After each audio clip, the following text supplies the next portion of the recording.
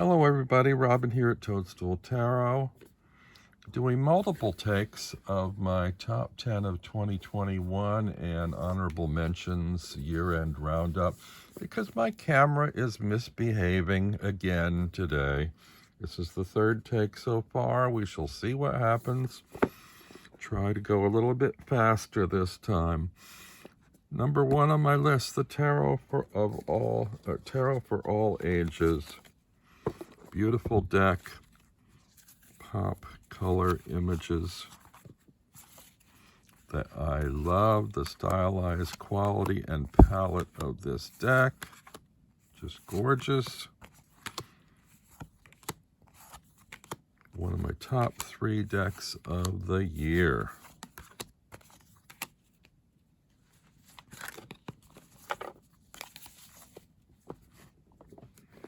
Number 2 is in a little hard top linen box, the Pamela Colman Smith's Rider-Waite playing card deck.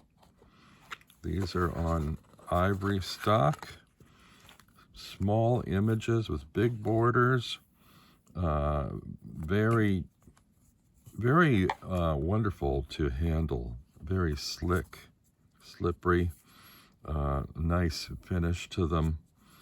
The images are a little bit small. The borders are pretty big. I don't mind that, actually. The only reservation I have with this deck is that they use the tarot suits instead of the playing card suits in the borders.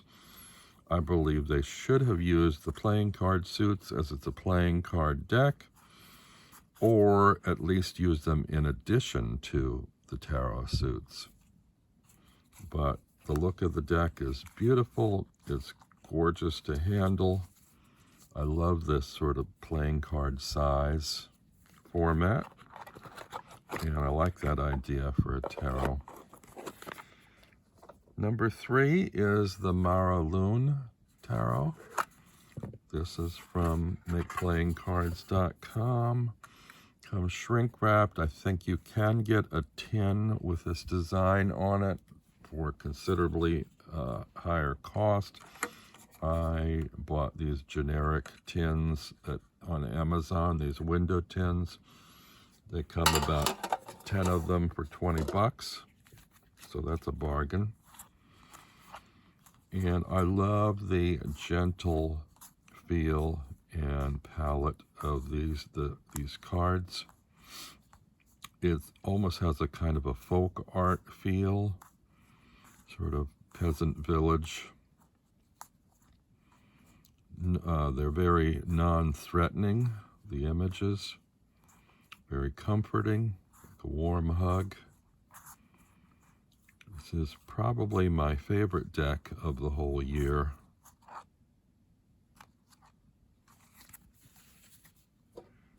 That again is the Loon, M-A-R-A-L-U-N-N-E. Number 4 on the list is the Jackolantern Tarot. This is by the same artist who brought us the Mystical Tarot and the Pre-Raphaelite Tarot. This was came out just around Halloween, a little bit slow in its release. It's a beautiful deck to use for Halloween. It's chock-laden full of symbolic imagery. The colors are beautiful. There's a lot going on in this deck. You can use it year-round, but it's particularly good for Halloween. Focuses very much on skulls and jack-o'-lanterns and bats and, you know, a lot of kind of imagery that's oft used around Halloween, Samhain.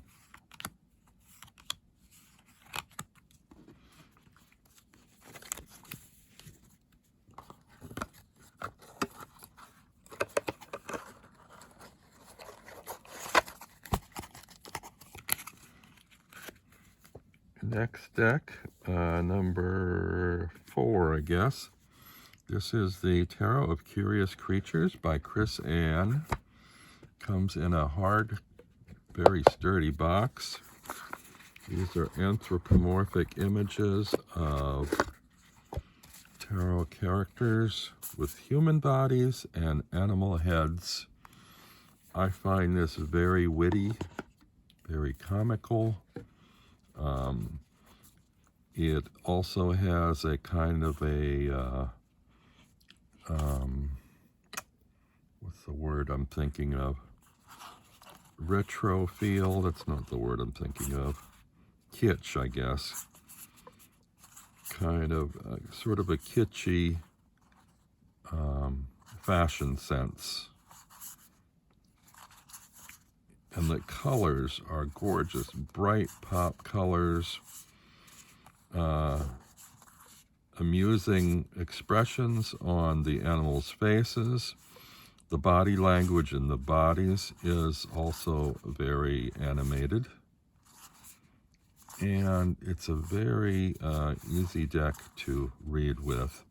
Follows the Rider-Waite system, and some of the images seem a little bit randomly assigned, but I'm really comfortable with this deck. Enjoy it quite a bit.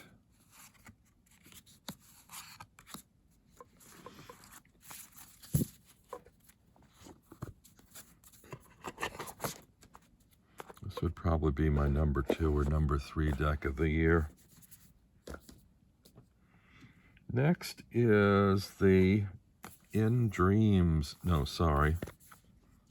Vision Tarot. Comes in a little magnetic box.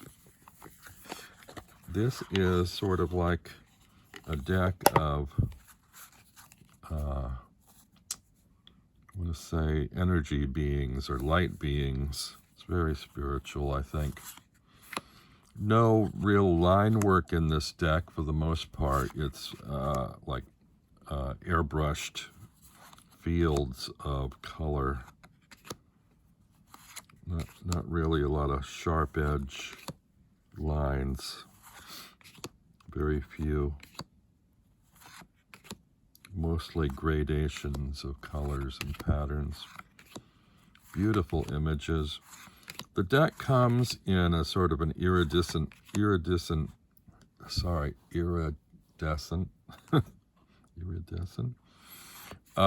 metallic edging, which I found uncomfortable to me, so I sanded mine off. I know many of you will consider that sacrilegious. It was really easy to do, and now I find these cards much more approachable, much warmer, less sharp and cold than they felt before with those silvery metallic edges. But I really like the light energy in this deck.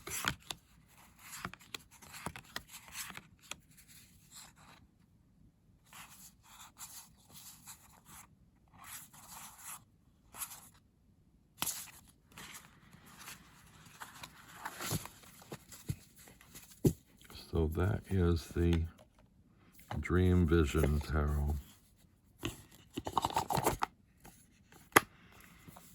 Next on my list is the Life is Like a Board Game Tarot. This one would be a very good companion to a standard Rider-Waite Smith if you're just learning how to read. They are like squares on the Monopoly board game. That's what it's designed after. So you have the same colors, beautiful color palette. The cards are not that interesting or intriguing design-wise, but the concept is brilliant. So here's 6 of Wands, Moment of Glory Gardens. 7 of Swords, something shady way. So you have your 10 of Wands, Heavy Burdens Gardens. So they're kind of like keywords to the tarot, and I think they would be really helpful for somebody just learning how to read the tarot. Almost more like an oracle deck. So you pull a card, you don't know what the Nine of Swords is. Your clue here is anxiously stressed out way. So Eight of Swords, mentally stuck way. The majors don't have that, the Tower, so you kind of have to know your majors. But when it comes to the minors, I think these definitions or labels are pretty helpful. I thought this was a really clever deck. It's on linen stock. And it was nostalgically a holiday deck for me because we always used to gather around the table and play Monopoly during the Christmas and New Year's holiday. Next on the list is the Yarn Tarot for crocheters, knitters, spinners, and weavers in a very hard shell box with thumb inserts here. It pulls open from the bottom. This has a little hardcover guidebook in it that's wonderfully written, could be used to apply to any deck. The palette is very much sort of autumn wintry palette. The images are very stylized, featuring crochet hooks, needles, wool yarn spinning spindles, and looms.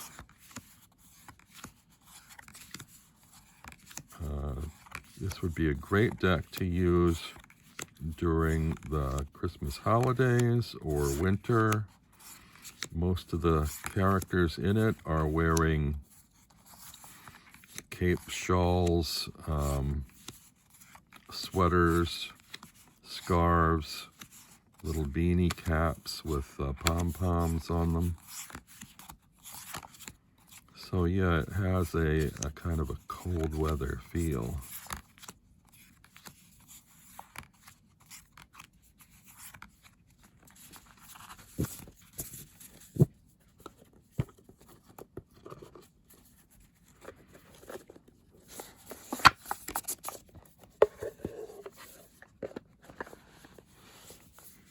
Next on the list is the In Dreams Oracle deck and guidebook. I don't really buy oracles anymore. And this one has some of the most beautiful artwork that I've ever seen in a deck. That being said, I find it virtually unreadable, unusable, and I particularly like oracle decks, if I like them at all, to not have keywords on them.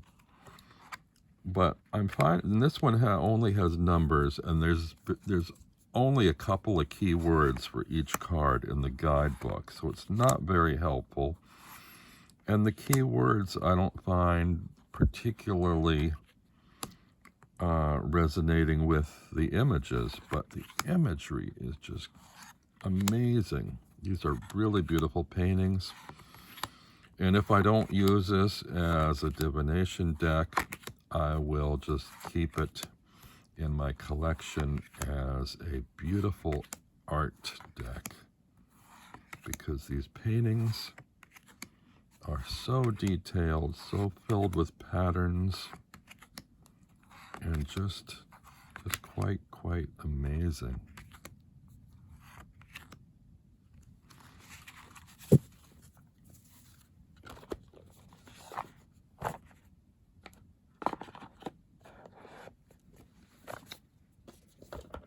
And number 10 is the Tiny Traveler version of the Sasurabito, which many of you probably know already. The smaller version did come out this year, I believe. They're linen stock, and it's a beautiful size deck. They're larger than tarot in a tin, but smaller than regular tarot. They're sort of tall, skinny cards.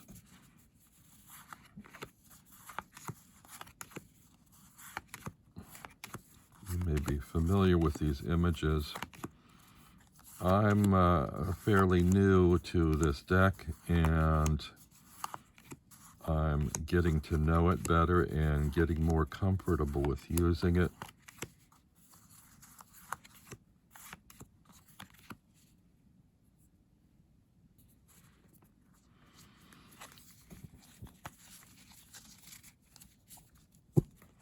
I had a little tuck box rage, tore the box trying to get the box open, so I'm storing it in a little black velvet bag for now.